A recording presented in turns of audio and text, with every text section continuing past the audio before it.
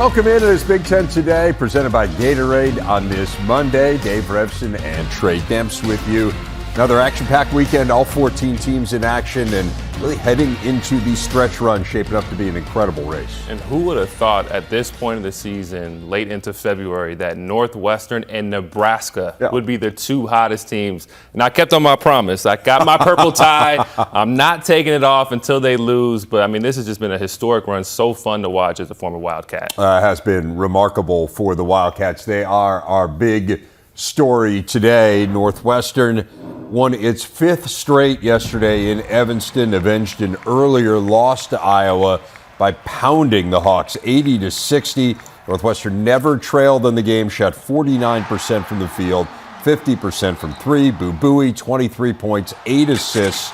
It was NU's 11th conference win, tying a school record set 92 years ago.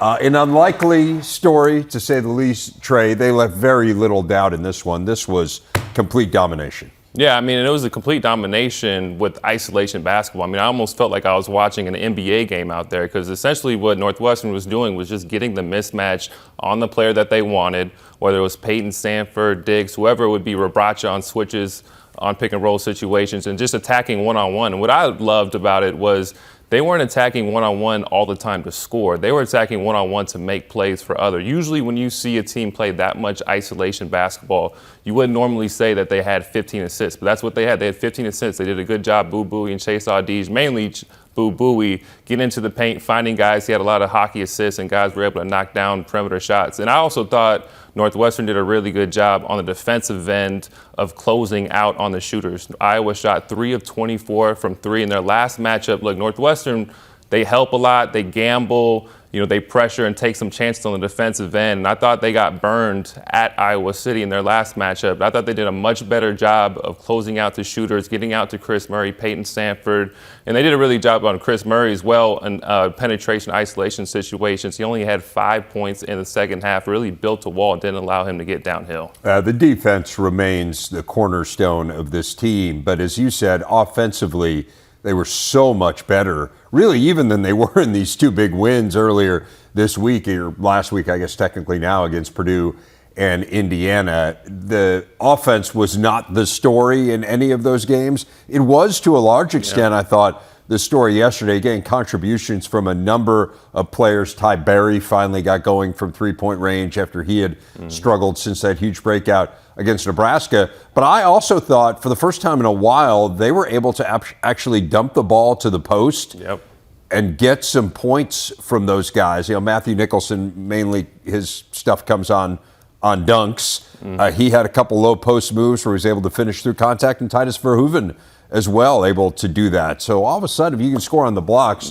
they become that much tougher to defend. Yeah, I mean, the interior players and then also the bench. I mean, you could really make the argument with this Northwestern team outside of the state of Indiana that Northwestern might have the best bench in the Big Ten. That's not something that we thought we would be able to say as well. And you talked about the interior play. I mean, they've just done a good job of kind of sticking with it. I mean, obviously, throughout the course of the year, they've kind of missed some bunnies, but Boo Buie's done a really good job of setting them up, kind of like force feeding them and getting them into positions where all they have to do is catch and finish. Kind of throwing those lobs to Nicholson, hitting Verhoeven in those pick and roll situations. Iowa was hard hedging a lot, so Boo Buie did a really good job of kind of attacking, stringing out the defense, and then they kind of left Iowa in rotation, and Boo Buie was kind of able to find some of those bigs for those dump offs and those easy finishes. I thought Buie was just phenomenal. Iowa continues to struggle away from home, 2-6 on the road in conference play. They are a different team away from Iowa City.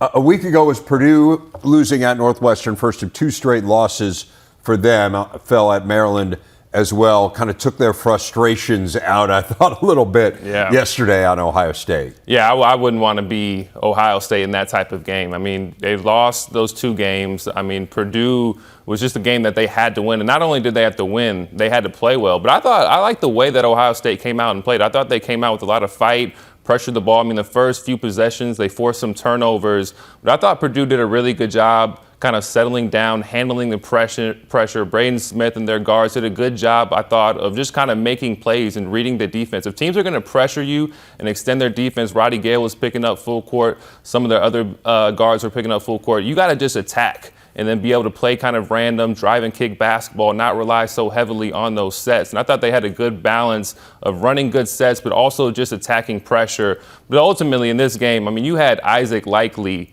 guarding Zach Edey. I mean, that's just not going to work. I mean, Isaac Likely did a decent job. I mean, giving up almost a foot in size, but Zach Edey kind of had his way. I mean, with the Ohio State team, it's so tough when you lose a guy like Zedke who wasn't able to play, and you're just giving up so much size. And then even when Zach Edey comes out of the game, Trey Kaufman-Renn is able to come in and be able to get some buckets as well. So just an overall tough matchup for Ohio State, but really encouraging for Purdue on the other end, the way that they played with aggression, assertiveness on the offensive end. Tough to see Zedke sitting out, but frankly, it's been tough to watch him try to tough it out out there in recent weeks. It just feels like he's constantly grabbing at that shoulder. So this is probably the right strategy, but to your point, it's not really a game where you want to find yourself without your post player, because Zach Edey was phenomenal again. His 21st double-double. It is tied for the national lead. And now they have this week off as they prepare for Indiana. That should be an incredible scene at Mackey next weekend in a huge game and a big rematch for the Boilers. Yeah, I mean, Boilers are going to want revenge. And I just love overall just the basketball culture in Indiana. It's just something different in the air. You know, when you talk about this time of year with Indiana basketball, you know, two his programs that are, you know, have a ton of history, a ton of pride, a great matchup, a great rivalry. So this is going to be a fun matchup. I would expect, you know, the matchup between TJD and Zach Edey is going to be just unbelievable. Those two guys are going to go at it. I think the difference is going to be the guard play, because I would imagine that those two guys are going to cancel each other out. So it's going to be a matter of whose guards make shots. Cannot wait for that one. It's coming up on Saturday. Indiana's got a couple games before, one game anyway, before then. They had their game on Saturday against Illinois. It was probably the biggest game on Saturday. And this is a game where it felt like for much of the way, Illinois might pull off this win in Bloomington, but the Hoosiers kind of figured it out down the stretch. What stood out to you about the way that Indiana won the game? Well, I thought down the stretch, I mean, in the first half, I should say, Matthew Meyer kind of had his way on the offensive end, had 16 points, 6 of 10 from the field, 4 of 7 from 3, was able to kind of take advantage of Miller Kopp, and it just felt like Illinois was running away with this game. But I thought the biggest key to this game was when Trey Galloway switched on to Matthew Meyer at the 12-minute mark of the second half. He went 0 of 6 from the field. Matthew Meyer did the rest of the way. And then Indiana was a plus 12 for the rest of the game. So I thought that was the biggest key. And then as well, I thought Indiana did a really good job of playing high-low down the stretch of the game with Race Thompson was able to get some finishes. TJD, those guys just have great chemistry with one another. Illinois is kind of thin on the interior when you look at what they have on their roster. So I thought Indiana did a really good job of taking advantage of that. TJD's second half was amazing. 15 points, 9 rebounds, 2 assists. He's having a tremendous historic type year, but this was just another one of those games where, particularly after the break, he kind of put this team on his shoulders. Miller Kopp had a nice bounce-back game. As you said, he struggled at times on the defensive end, but hit 4 threes after kind of that nightmarish scenario at Northwestern. And I thought Illinois put forth a really good effort. I mean, no Terrence Shannon in this game. He's such a huge part of what they do, just unable to close it out there down the stretch. Yeah, I mean, it's tough. When you have a guy that you're missing, like Terrence Shannon Jr., who's your go-to player down the stretch, it kind of limits, you know, what your options. And ultimately, down the stretch of games, you're having the ball in the hands of freshmen, right? If Matthew Meyer is kind of being taken out of the game and being loaded upon, it takes him out of the game. And then now, all of a sudden, you're relying upon Dane Danger, Jaden Epps to make a lot of plays. I mean, Jaden Epps had the ball in his hands a ton. And I think Jaden Epps is going to be a star in this league. But that's a ton of responsibility, you know, on the offensive end to kind of make plays down the stretch on the road. But to go back to your previous point, I really think like Miller Kopp does not get enough credit for this team. Outside of that Northwestern game, you know, he has kind of been the most consistent player, maybe outside of TJD, of course, but he's kind of been the one guy that they can rely upon on the offensive end. And what it really does, too, it allows TJD to play a little bit more one-on-one basketball, because now you have to think twice if you're going to send that double team because of the way that Miller Kopp is able to shoot the ball. And also Jalen Hood-Schifino as well, I think, deserves a ton of credit. I mean, you look at the numbers, 5 of 17 from the field, you know, had some struggles at certain moments. One critical turnover, right, where he kind of just threw the ball away. But then the guts that it takes to come down, hit hit that pull-up jump shot to make up for it, and then to go right back to it and get fouled and knock down 2 free throws that essentially were the game winners. I mean, that just shows the kind of confidence that this kid has. Because a lot of times, especially as a freshman, right, if you make that turnover, you're going to you're going to run from the ball and not really want it and just pass it up. He wanted that moment even after that big mistake. Just shows what kind of player he is. He has a ton of confidence. Really got it done on the defensive end. Indiana held Illinois under 35% from the field in the second half. Illini right back at it tonight. A makeup game against Minnesota. We'll talk about that one a little bit later. Rest of the weekend in men's hoops, Michigan State returned to the court after the tragic events of a week ago. They fell to Michigan by 12. Rutgers ended a season-long 3-game losing streak. Tremendous defensive stand in the final possession to top Wisconsin by 1. And Nebraska has become that team no one wants to play, as Trey talked about at the top of our show. 3rd straight win. They beat Maryland in overtime. Trey, let's start in Ann Arbor. So many emotions. I just want to say kudos to everyone at Michigan for, I thought, the incredibly respectful way that they paid tribute to Michigan State. It really was a wonderful tribute and just just a really emotional day. That being said, let's focus in on the game here.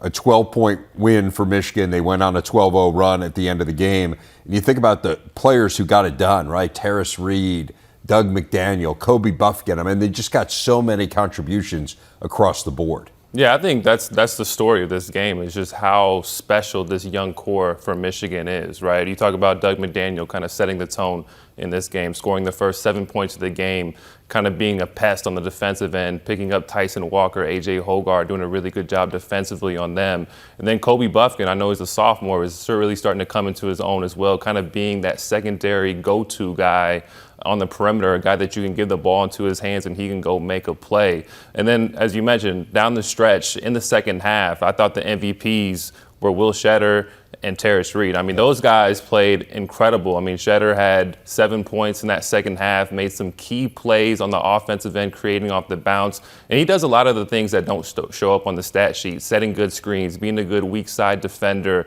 being a good talker, emotional leader.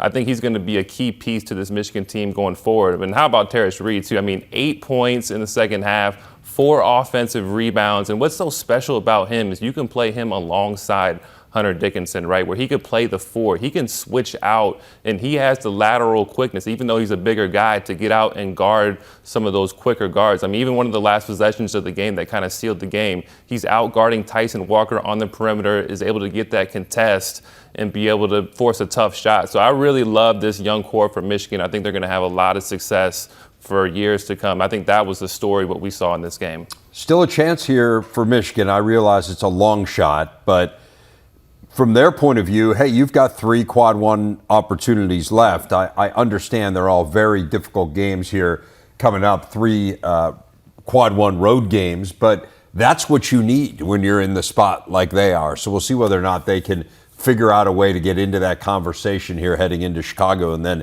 maybe make a good run. Real quick on Michigan State, again, the events of this week were so overwhelming.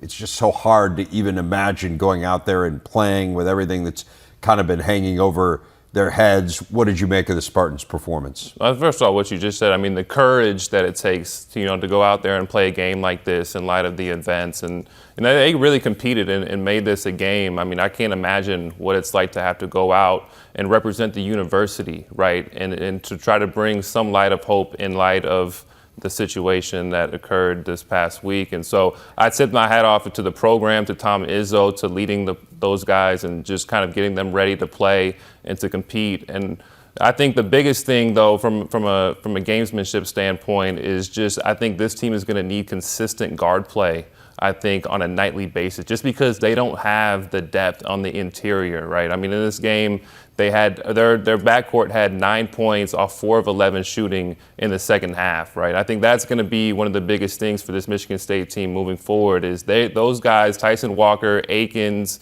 A.J. Hogarth, those guys are going to have to be go-to guys and be able to get hot in the second half. And then you got to be able to control the glass as well. I mean, they gave up 14 offensive rebounds in this game. And so I think those are the 2 biggest things, guard play and being able to at least be competitive on the glass. Center spot's a huge issue for them. There's no doubt about it. And if they don't defend well, they don't really have a chance, and they weren't great on the defensive end, particularly down the stretch in this one. Nebraska, third straight win, two of them against surefire NCAA teams, one against an NCAA bubble team. You're down 8 in the second half, you force overtime, you win the game. Man, this offense is clicking. I mean, I think it starts with Tominaga. I mean, one of the hottest players in the league. And I mean, one of the stats that was brought up is that he's the first player to have 5 straight 20-point games since Ty Lue. I mean, that is incredible. 25 years ago. 25 years ago. I mean, that's an incredible stat. I mean, he's just been playing on a different level. But I think what we saw is his ability to have success is a lot of times predicated on Derek Walker being on the floor. Right, because Derek Walker kind of plays that point center position, and those two guys have great chemistry. I mean, you see Tominaga is more than a shooter. He's able to cut back door, move without the basketball. It almost reminds me of Steph Curry a little bit, the way that he's able to kind of read defenses, utilize his ability to shoot the basketball to kind of get some of those easy opportunities in the paint. And so Tominaga had his way in the first half. Derek Walker as well, with Julian Reese kind of in foul trouble, not being able to play as physical. But I think what we saw in that second half was when Derek Walker and Sam Griesel got into foul trouble, that's when Maryland made their push and made their run. They had a 17-2 run. Nebraska was kind of unable to get into offense without Sam Griesel and Derek Walker, who they rely upon heavily to kind of be the initiators of the offense. But I mean, give Nebraska a ton of credit. I mean, they were down 7, I believe, kind of down the stretch there. They stuck with it. Derek Walker came back into the game. And I remember Derek Walker, when he was in foul trouble against the Illini a few weeks back, when he kind of came back into the game, he didn't have that same energy. He wasn't able to kind of bounce back from being in foul trouble. This was a different Derek Walker in this game where he was in foul trouble, had a hot start, and then he was able to kind of come back into the game and take advantage of Julian Reese's foul trouble, had huge plays down the stretch. And I think for Maryland, the biggest thing that I see is just how heavily, one, that they rely upon Jahmir Young, which can be a good thing, but they need other guys to contribute and be able to initiate offense as well. But then also how they're kind of unable at times to make it a full court game when they're away from the Xfinity Center, right? I mean, you talk about the statistics, only 2 fast break points, only 3 points off of turnovers. You talk about the previous games, in their previous home games, they've averaged 11 in both of those categories. And so when I look at that, they have to be able to kind of play the similar way and be able to make it a full court game even when they're away from the Xfinity Center. They're 1-7 now in conference road games, the Terps are. Finally, I was in Madison. I saw Rutgers take down Wisconsin. They did it without Caleb McConnell, which to me was incredibly impressive. He had back spasms before the game. It was a late scratch. You're already without Mawot Mag. So without your 2 best defenders, still figured out a way to hold Wisconsin to 33% from the field. Yeah, I mean, they did a good job defensively. I mean, just fighting through screens. I mean, to hold a guy like Connor Seagen to 0 of 10 shooting and doing a good job of kind of making every one of his looks contested was unbelievable to watch. But I thought the key to this game was just Cam Spencer's aggressiveness. And I really like the fact that Pikiell, even though he struggled a little bit, still went to him, ran a ton of different plays for him in that first half to kind of get him going. I thought Wisconsin's guards didn't do a great job of fighting through screens.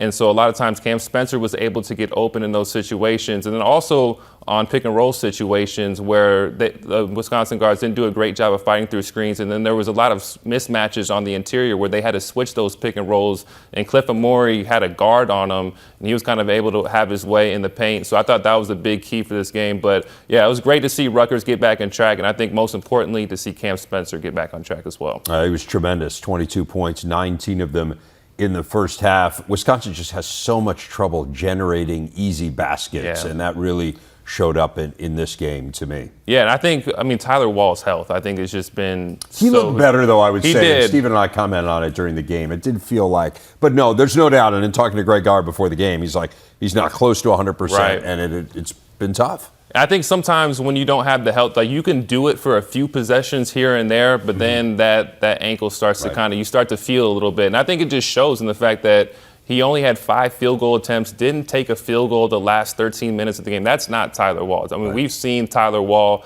be really dominant down the stretch of games, and I think that has a lot to do with his health. And so it's just unfortunate because they rely heavily upon him to kind of run through him. He's able to make passes and generate a ton of offense for them. So just unfortunate to see for this Wisconsin team. But I think it's still encouraging, the fact that Connor Seaton goes 0 for 10. Tyler Walls, obviously has the injury. You still only lose by 1 to a Rutgers team that desperately needed a win. So I think there's a lot to look forward to for Wisconsin. Wisconsin getting into desperation mode, though, as well. They got a huge one coming up on Wednesday against Iowa. You hate to say must win at this point in the year, but that's probably pretty close to it. With a share of the Big Ten regular season crown.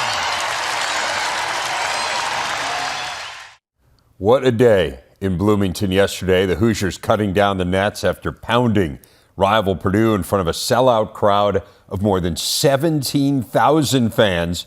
The first ever sellout for an IU women's hoops game and the third largest crowd in Big Ten women's basketball history. It was indeed their first title in 40 years, just their second ever. That 82-83 season, by the way, was the first one in which the conference awarded a Big Ten women's championship. So it has been a while. Our head coach, Teri Moren, is today's big interview. She joins us now. And, Coach, what an incredible scene that was yesterday. Congratulations to you and your team. I just think your story is amazing, right? You grew up following this program. It was so important in your family. What was going through your mind as you were up on that ladder, cutting down that net yesterday? Well, thanks, Dave, for having me here this morning. Just pride, right? Just so much pride in what we've been able to build here. I got to give credit to our staff, who's just incredible and amazingly talented, and then our players and just the belief that they've had all year long. This is one of the goals that they had early on. Back in the fall when we started our preseason, and just so happy for them, that group. Especially happy for Grace Berger, who certainly is our leader, and she always continues to tell us that we haven't done anything yet, and even though our job is far from being complete, it was a special moment that she and I had, where at least I could say we finally have done something. Even if it's a piece right now, maybe it's not outright, but we are Big Ten champions, and it's something that she's going to be able to look back on and say that she certainly was a huge part of how and the why we were able to accomplish this. Well, I'd say you had done something in previous years too. It just hadn't necessarily included a Big Ten title. Well, we'll get to Grace in a moment, because she is phenomenal and an incredible story. But I want to take you back a little bit. When you took over this program, I mean, we're talking about a school that hadn't been to the NCAA tournament in more than a decade, had only won one NCAA tournament game ever. What made you think you could get it done at IU? Well, I mean, just, having Indiana, it's synonymous with basketball. When you think of true basketball, the state of Indiana should at least, pop into the minds of others, because it's such a great state, rich in tradition. This place alone, has so much tradition. Simon Scott Assembly Hall is one of the greatest venues to be able to play and watch a competitive basketball game. But growing up in Southern Indiana, I felt like, I'd seen the other schools do it in the state, the Notre Dames, the Purdues.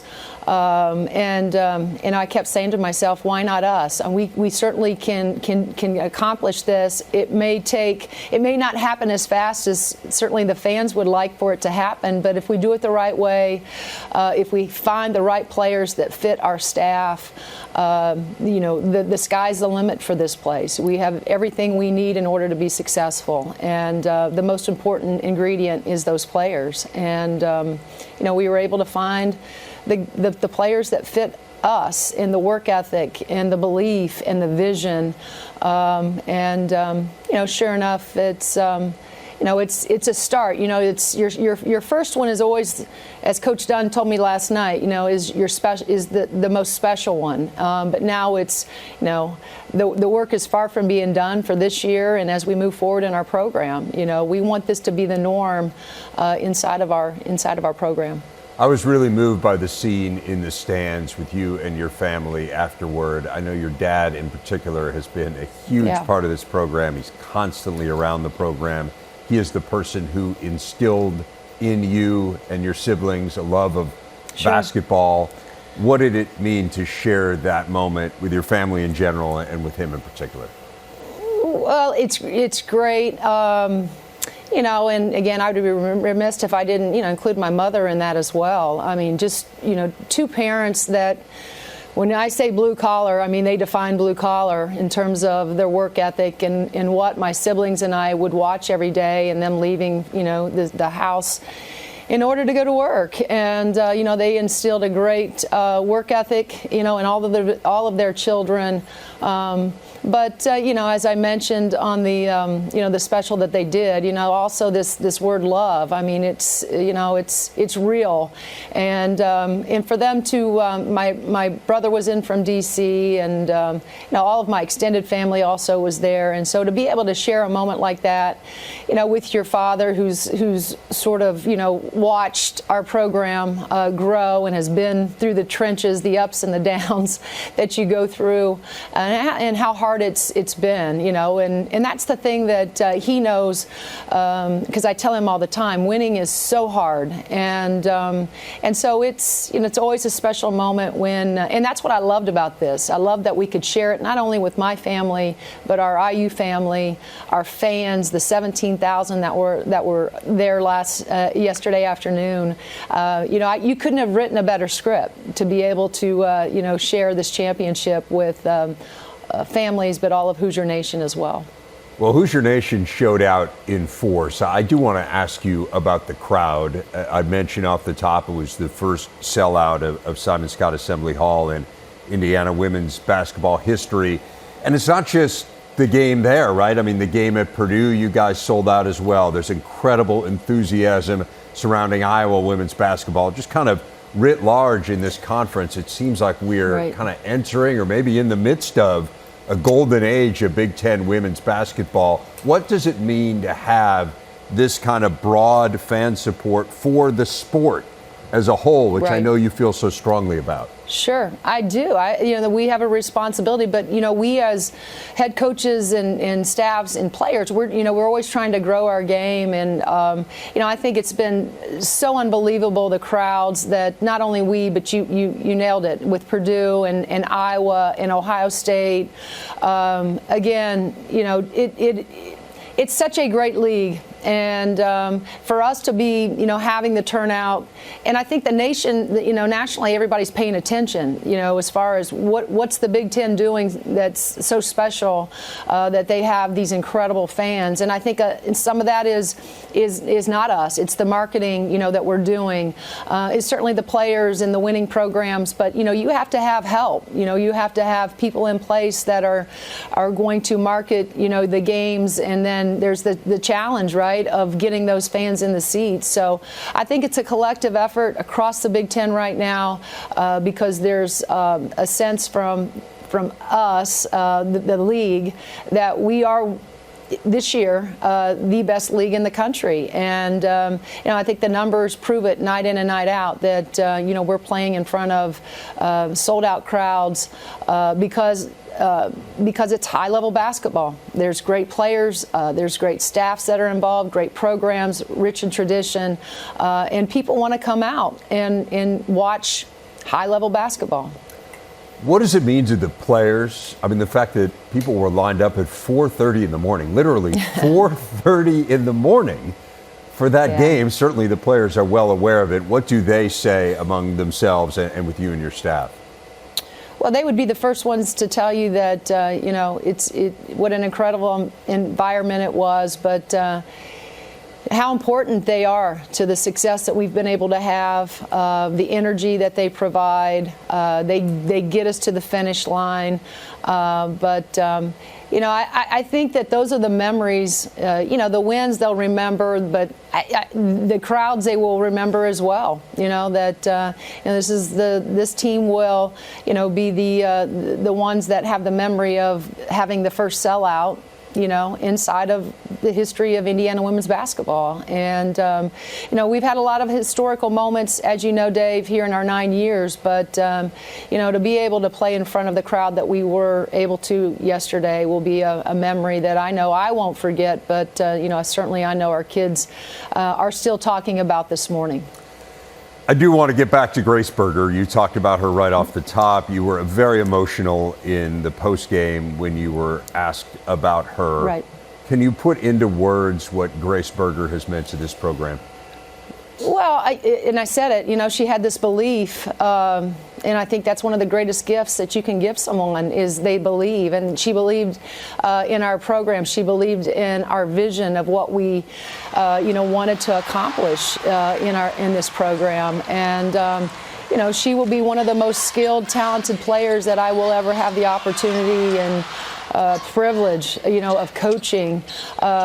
She is a nasty competitor, but off the floor, she is one of the most sweetest, human beings that you will ever meet. And, I love her, and I'm so grateful that she chose us. And, one of the things about Grace, and we don't talk about it, she is a superstar that has no drama around her. She doesn't need social. She doesn't, need the accolades and the praise. And, she is not that kid. She does her work in silence, and, that's what I love about her, and I respect about her, that she doesn't need the platform. She doesn't need all of that. She just wants to walk in the gym every day and do her work and get a little bit better. And I can't wait to see her at the next level because she's going to be one of the greatest pros that has ever, obviously been an alum here. But I can't wait to see what's next for her. But first things first, Dave, we still got a lot of work to do, and she'd be the first one to tell you that. I want to ask you about Mackenzie Holmes as well. I feel like it's gotten to the point now, Coach, where it's news when she misses a shot from the field. She missed one yesterday. Yeah. What happened on that one? I mean, she's just phenomenal. She has developed into probably the best post player in the country. She's certainly in the conversation there. Sure. What have you seen in her evolution from a recruit from the state of Maine into one of the best players in America? Well, I appreciate you saying that about her because I think she's the best post player in the country. And you're right. She sees double teams every night, night in and night out, and she still, has this ability to shoot a high level percentage.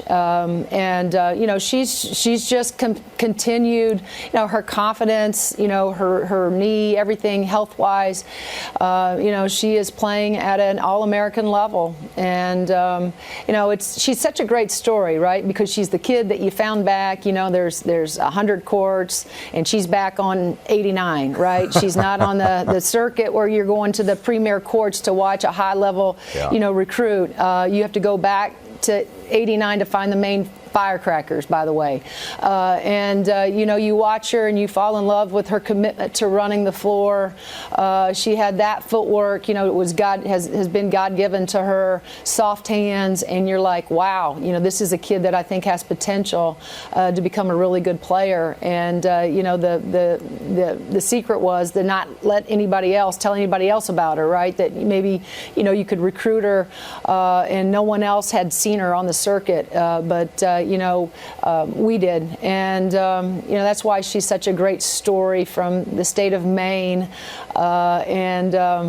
She's been such a pleasure to be around and coach. But, I love the fact that she's just gotten a little bit better, and she's so humble. The first one to give praise to her teammates because she realizes they have to find her and put her in positions to be successful. But, she's a great story, and if she's not in the conversation for National Player of the Year, it's disappointing because her numbers prove it. And, the numbers aren't just the numbers. As I always challenge the national media, you've got to watch Mackenzie play to really appreciate the player she is, because she's such a throwback. She's like a Kevin McHale type, right, that scores in different ways, night in and night out, in spite of all the doubles that she sees. And so in order to really appreciate a Mackenzie Holmes, you've got to sit down and you've got to watch her, play. She is really phenomenal. I'm going to leave you with this, Coach. You've got one more game coming up. You got a week or so to revel in this one, and then this weekend, a huge showdown that everyone in the country is going to be watching against Iowa. You beat them the first time through. Now you got to head onto their home court. Give us the kind of the keys here in terms of this rematch and what you're going to need to do against the Hawks. Well, it's going to be another incredible matchup. I think we're all aware that, Caitlin Clark is superb, but so is Cesano, and they have excellent pieces, around them. Lisa does an incredible job. She and her staff. We've got a tremendous amount of respect for them. I'm just so happy it's going to be game day, on ESPN, where the nation can see two really, really good elite players and programs, from the Big Ten, and now the nation can see what we've seen throughout the Big Ten season, and that's excellent play, right, in this league. And we know it's going to be a dogfight. It always is when these two teams face each other. But we were able to celebrate a little bit last night, but our kids know the deal. Today's a day off. Come Tuesday, though, we'll get back to work, because we know that it's going to be a tall task for us to go in there and win on their floor. But I can tell you this, Dave, it'll be a great game, and I know we're grateful that we're going to be a part of it.